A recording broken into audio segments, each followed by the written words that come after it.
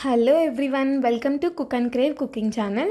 ఈరోజు నేను సెకండ్ వీడియోతో వచ్చేసాను. So please like, comment, share and subscribe to my channel. ఈరోజు నేను మా మామయ్య వాళ్ళ ఇంటికి వచ్చాను. సో మా కజిన్ రేపు హాస్టల్కి వెళ్తున్నాడు. సో స్నాక్స్ అన్నీ ప్రిపేర్ చేస్తున్నాం ఇంట్లో. దాంట్లో నిప్పట్లు కూడా చేసాము. నేను, మా అక్క, మా అత్త కలిసి చేసాము. ఆ రెసిపీ చూసేద్దాం ఈరోజు. ముందుగా కరివేపాకు తీసుకోండి. దాంట్లో బియ్యం పిండి మేము యాడ్ చేసాము. మేము వేరే పిండి ఏమీ యాడ్ చేయలేదు. మీకు కొంచెం హెల్తీగా కావాలంటే సపోజ్ మీరు ఒక 4 కప్స్ ఆఫ్ పిండి తీసుకుంటే దాంట్లో ఒక 2 కప్స్ ఆఫ్ బియ్యం పిండి యాడ్ చేయండి అండ్ ఇంకో 2 కప్స్ రాగి పిండి యాడ్ చేసుకోవచ్చు. So it will be more healthy. ఇది కొంచెం బాగా మిక్స్ చేశాక కరివేపాకు, బియ్యం పిండి, దానిలో జీలకర్ర యాడ్ చేయాలి. జీలకర్ర కొంచెం ఎక్కువ యాడ్ చేయండి, దానివల్ల ఫ్లేవర్ అనేది బాగుంటుంది. అది కూడా బాగా మిక్స్ చేయండి. ఇక్కడ మేము డైరెక్ట్గా కరివేపాకు యాడ్ చేసేసాం కాబట్టి ఇక్కడ మా అక్క కరివేపాకుని చుంచుతుంది. సో మీకు ఇది కష్టం అనుకుంటే డైరెక్ట్గా మీరు కట్ చేసిన కరివేపాకుని యాడ్ చేసుకోవచ్చు దీంట్లోకి. దీని తర్వాత మీకు టేస్ట్ తగినంత పచ్చిమిరపకాయలు తీసుకోండి, దాన్ని మిక్సీ జార్లో యాడ్ చేసుకోండి. మీరు దీంట్లోనే సాల్ట్ కూడా యాడ్ చేసి మిక్సీ పట్టేసుకోండి. ఈ పేస్ట్ వచ్చేసి మనం ఆ పిండిలో అనేది యాడ్ చేసుకోవాలి. దాని తర్వాత ఆయిల్ని హీట్ చేయండి.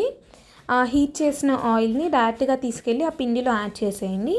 ఇలా హాట్ ఆయిల్ని యాడ్ చేయడం వల్ల నిప్పట్లు అనేవి బాగా పొంగుతాయి. దానివల్ల క్రిస్పీనెస్ అనేది వస్తుంది. దాని తర్వాత శనగపప్పు యాడ్ చేసుకోండి. అలాగే శనగపప్పుతో పాటు నూగులు కూడా యాడ్ చేయండి. దీని తర్వాత ఇక్కడ నేను శనగపప్పు అనేది ఎక్కువగానే యాడ్ చేసుకుంటాను, ఎందుకంటే దానివల్ల క్రిస్పీనెస్ అనేది బాగుంటుంది. ఇవన్నీ బాగా మిక్స్ చేశాక ఇక్కడే మీరు ఒకవేళ మీకు పచ్చిమిరపకాయలు వద్దు అనుకుంటే కారం పొడిని యాడ్ చేసేసుకోవచ్చు మీ టేస్ట్ తగ్గట్టుగా. కానీ పచ్చిమిరపకాయలు వేస్తే టేస్టీగా ఉంటుంది నిప్పట్లు అనేది, కానీ కారం పొడి వేస్తే నిలువ ఎక్కువ రోజులు ఉంటుంది. పచ్చిమిరపకాయలు వేసిన నిప్పట్లు ఒక 1 మంత్ వరకు స్టోర్ చేసుకోవచ్చు.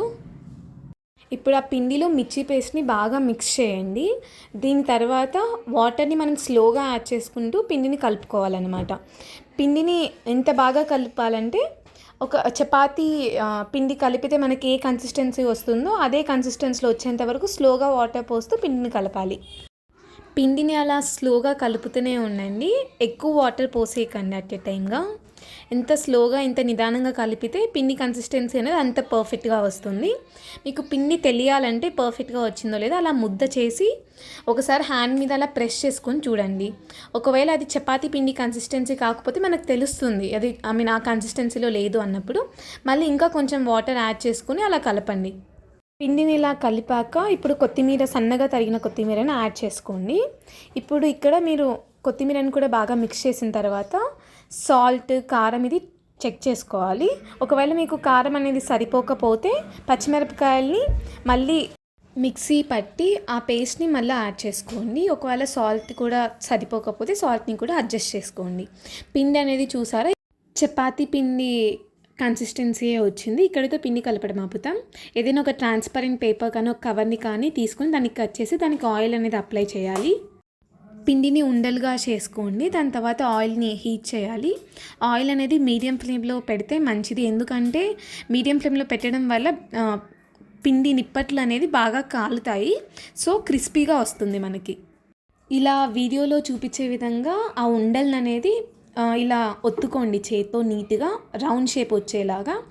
మనం ఇక్కడ ఉండల్ని పెద్దగా చేయడం లేదు, ఎందుకంటే ఇక్కడ శనగపప్పు యాడ్ చేసాం కదా. శనగపప్పు ఒకవేళ మనం పెద్దగా అనేది ప్రెస్ చేసుకుంటే ఆ ఉండల్ని శనగపప్పు వల్ల అది విరిగిపోతుంది.